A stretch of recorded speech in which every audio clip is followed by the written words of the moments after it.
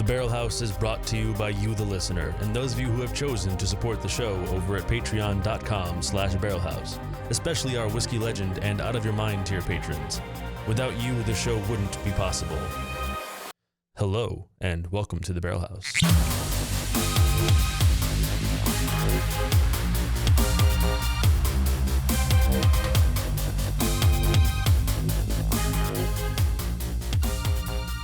Hello and welcome back to the Barrel House. I am your host, Joe Kane, and this is the podcast where we drink whiskey and make friends. Today, we're drinking whiskey, and a good one at that, and I'm excited about it. Before we get started, housekeeping.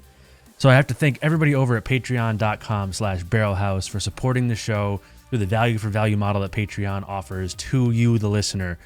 All of you have been a huge support. Your input has been great, and it's going to help shift the direction of this show just a touch going forward, and I'm excited to share all of that with you over the next couple of episodes. There's also going to be some changes to the tiers that has been announced out to the current patrons, but there's going to be a video going up on Patreon, on social media, and I might even put the audio up for you to listen to here on the podcast feed to kind of run through what those tier changes are going to be, and I think everybody's going to be pretty excited to see those.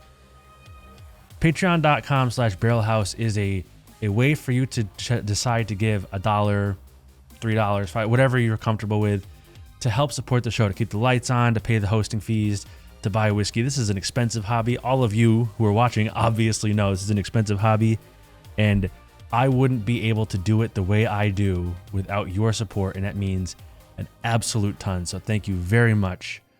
Now, before we go any further, one more thing. Besides patreon.com/barrelhouse, there is barrelhousepodcast.com. That gives you links to everything, all the old episodes, all the old videos, resources, merch, all kinds of stuff. There is an inventory there, so you can see every bottle I have here, at least up to date, mostly recently. I don't do that every time I buy a bottle. I do it in little batches, so it's not totally up to date, but it's close. So if there's a bottle in there you are particularly curious about that you haven't had and you see it in that inventory, feel free to reach out at any of my social media and ask about it, and I'll give you some insight into that bottle and maybe even do an episode if there isn't already one. And that's, again, at barrelhousepodcast.com. So that's all the rigmarole. Let's get into the whiskey. Today we have Milam and Greene Triple Cask Bourbon. This is I really enjoy this. It's not crazy complex or anything, but it's for its price. This is a $45 bottle, and this is made by Milam and Greene, and Green with 3 E's. And it's a partnership between Marsha Milam and Heather Greene, and it's out of Blanco, Texas, and this is a long history of master distiller and blending experience between the two of them that really comes together to make a pretty impressive bottle at the price. Now, this one is triple cask, but so it does have some outside of Texas influences on it. There's some Tennessee whiskey in here. It's a little bit of a blend, but Milam and Greene has really been establishing itself as a big part of this new grain to glass Texas whiskey movement that's becoming pretty big. And I do believe they use an awful lot of Texas grain even in this one. If I look at my notes right here real quick, I wrote it down. Yeah, there's 70% Texas corn.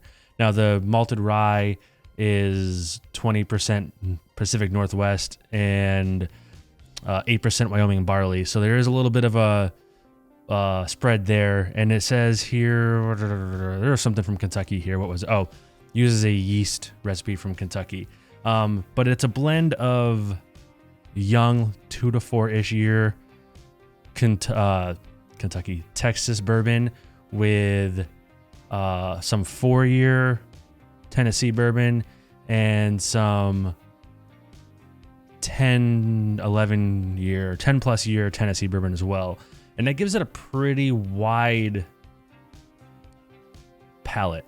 For a $45 whiskey, it's not the most complex whiskey I've ever had, but it is really something for the value. The dollar value here is pretty high.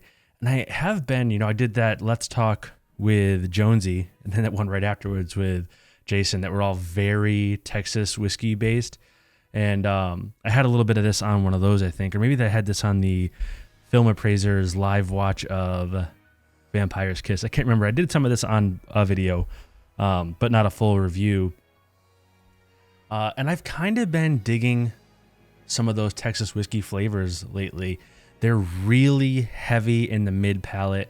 They're really like thick and full bodied, and they lose, you know, if you were to think of like, I've mentioned this before on shows before, other whiskeys. If you have like a treble, a bass, and a mid-range kind of like dials, like an equalizer, they have very little treble. And that does kind of detract a little bit from me, but I've been kind of digging that mid-range palette on these for a little bit here. So let's pour this bottle. Let's get into this. Let's see if I can get a cork pop on mic. Ready? Wasn't great. I can do better than that. Hold on. Let's get a cork pop. Much better. So we'll pour a little bit in here. I know you're supposed to let it sit a minute in the glass for an hour in the cask, but we're not going to stand here and stare at this for 12 minutes. So we're going to just dig in and see, because most of you aren't going to do that either. So let's see what it's like. The nose is really crisp. It's ethanol-y. It's got some alcohol on the nose. It's very vanilla forward.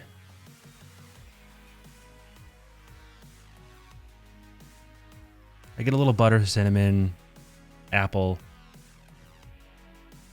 It's actually very apple pie-like, but there is clearly alcohol on the nose.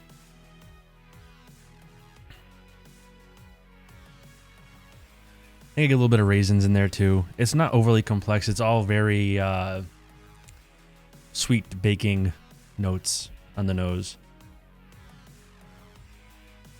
It is really good though. Like, it's not super complex on the nose, but it is delicious. It smells very good. This smells like I would wear this as a scent.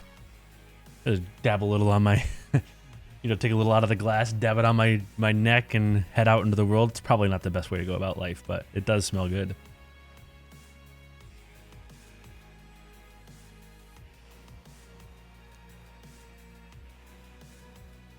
The palate is interesting for a Texas whiskey. It's very thin. Not thin like it doesn't have any flavor. Thin in feel. Like, usually when you get a Texas whiskey, it's almost motor oily. It's very viscous in coating. And that's probably a side effect of having this much Tennessee in here, because Tennessee whiskey I find to be just watery. So it kind of hits a middle ground. It's fairly thin, but it does still coat. It feels very smooth in the mouthfeel. If I could make a change, I would quote unquote thicken it up a bit.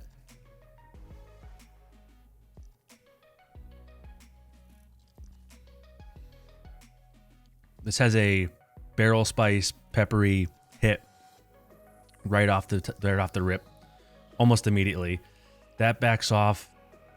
It does have this kind of dry, tanniny, like that. I've talked about it before, like licking a tongue depressor, where it just kind of saps the moisture out of your mouth. It has that a little bit. That's probably also Tennessee thing. I get that a lot out of Tennessee whiskeys.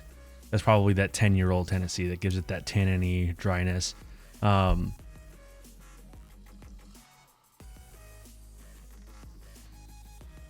get the vanilla. And I get, what is that?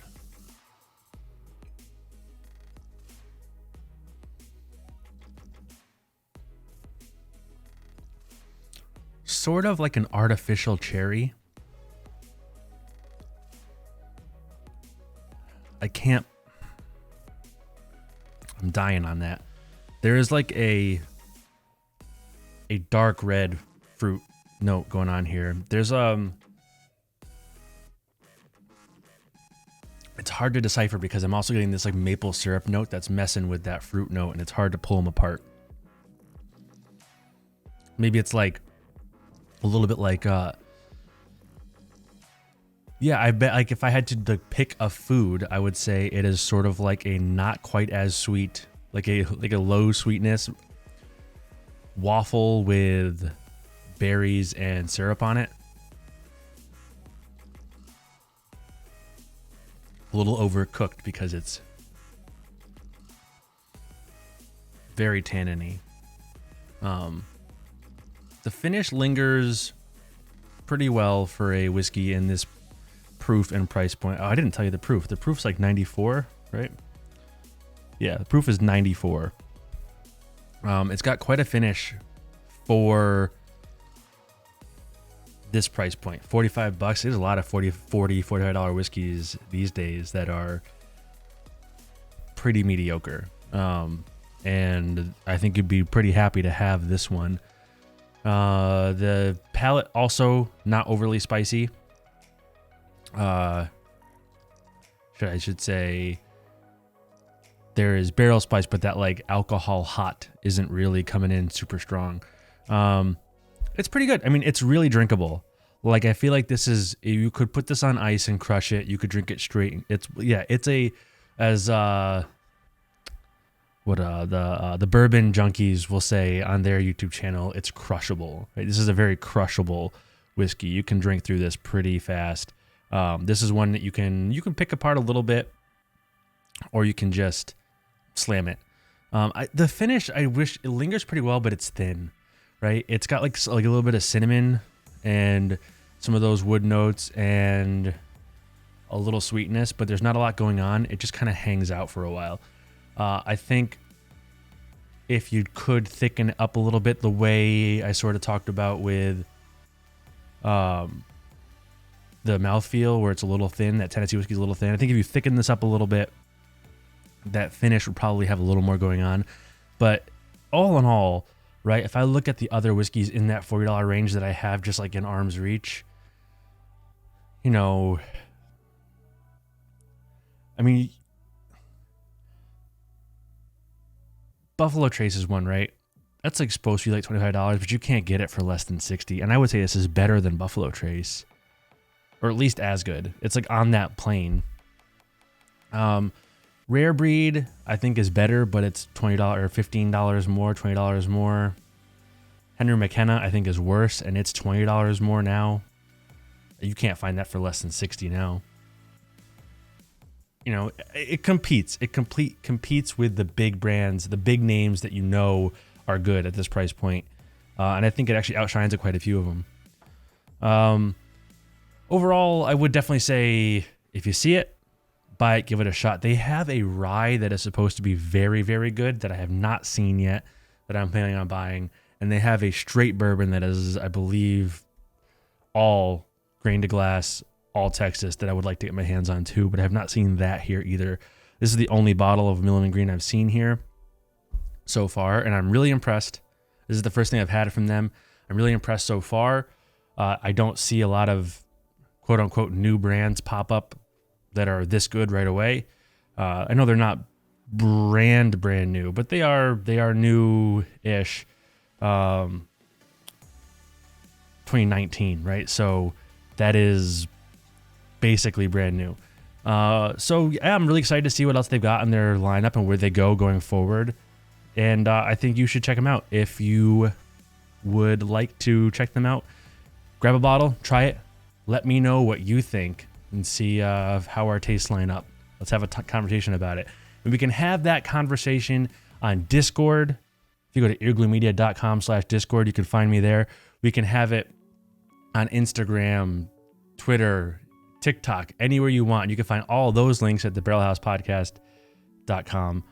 If you want to get a direct line to me right away, the most effective way to make sure you get me is on Patreon at patreon.com/barrelhouse.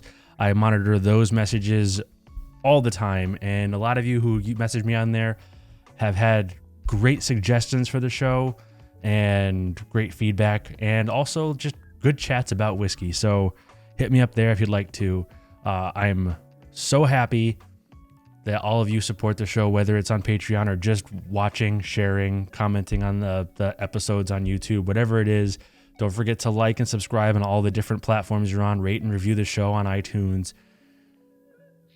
Hit me up on all those social media, wherever you found me. I hope you enjoyed the episode. I hope you enjoy this whiskey. Let me know what you want to hear about next. I'll be seeing you guys soon. Until next time, drink whiskey, be merry, and take care.